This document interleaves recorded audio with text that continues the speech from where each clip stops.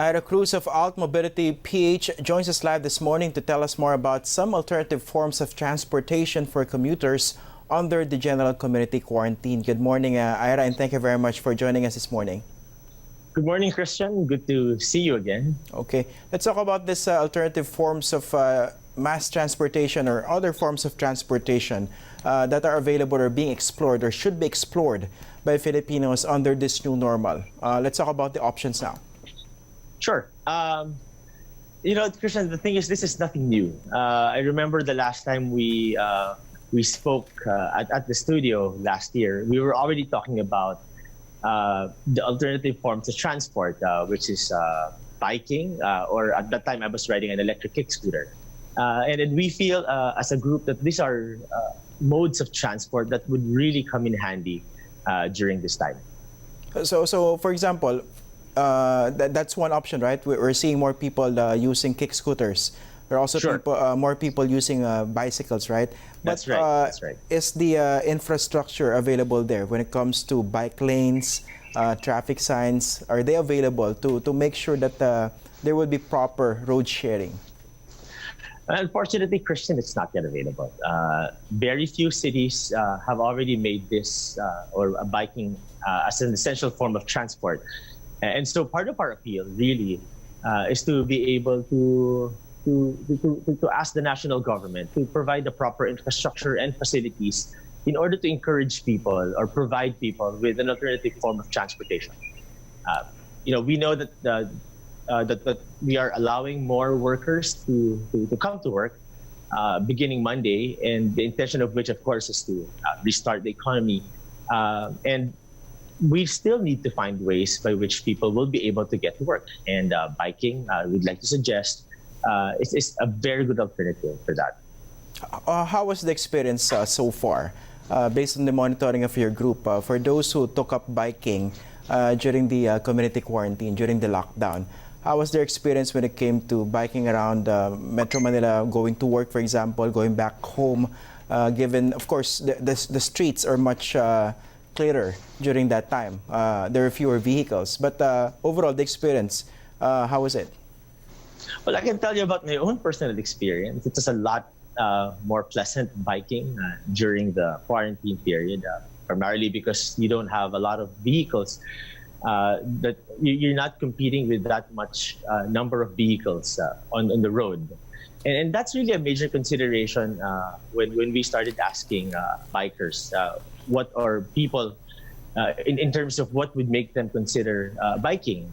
Part of which, of course, is a proper network of bike lanes and their safety. So obviously during the quarantine period, when people would bike to work, they felt that it was a lot safer.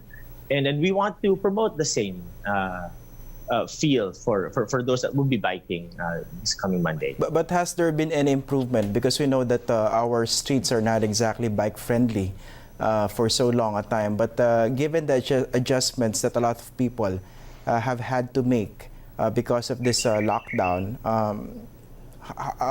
do you see any adjustments coming, let's say, from local governments to make sure that somehow the situation can be improved and the streets can be made more bike friendly? Sure. Well, the city of Pasig, where I live, has actually made those adjustments. They have, early on in the quarantine period, declared biking as an essential form of transport. And just about a few weeks ago, started installing pop-up bike lanes. Christian, it's not that expensive to create proper bike infrastructure, at least basic bike infrastructure. What the city did was they essentially just deployed whatever plastic barriers or cones they have in order to create a physical separation between where bikers are and where motor vehicles are. How about the options? Of course, those who could afford it, they decided to buy their own bicycles during the lockdown.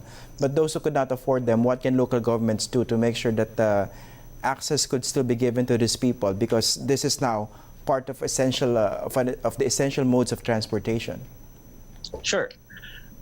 People are practically left with biking as an option, if not walking, which is obviously not a viable solution for a lot of people. But we have seen workers, do just that. So we'd like to really ask for national government, our local governments also to provide the proper infrastructure and facilities in order to make it easier for people to bike to work. There are, I think, perhaps a shortage of the cheaper types of bikes because of the demand. So perhaps we would like to ask government to find a way if they can offer bikes to the public, a bike share facility perhaps, or even as far as considering revisiting taxes for the importation of bicycles to make it cheaper or much more affordable for everybody.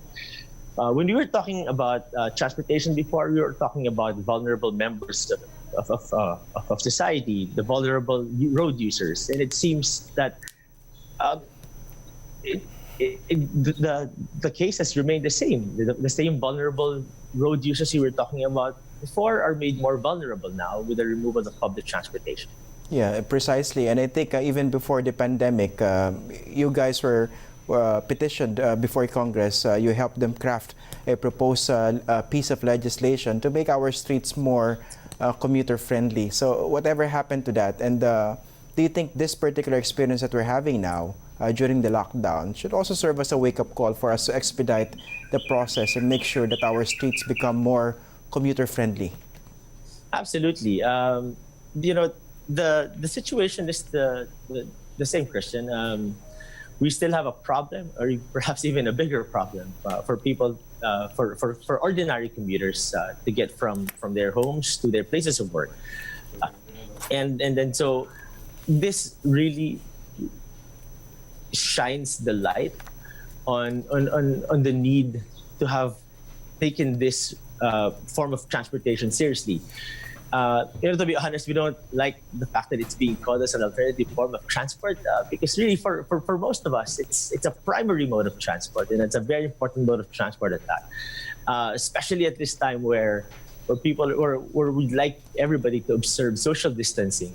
I mean, this is such a perfect form of transportation for that. And But there. Go ahead. Sorry. How about the safety of the bikers, for example? Because that's another concern regarding people who are not aware that they also need to share the roads with bikers, for example, those who use kick scooters. Because sometimes the mentality is too car-centric. You're driving inside a hard steel case, and that you ignore those who are also using the roads. That's true, Christian. I love how you remembered. I referred to it as a hard steel case or a metal box, because that's what they are. Everybody, I'd like to appeal to everybody who are riding motor vehicles to be kind, to share the road with bikers, to make it safer for everybody, so that everybody will be able to get to where they need to go. Okay, Ira Cruz, thank you very much for joining us this morning.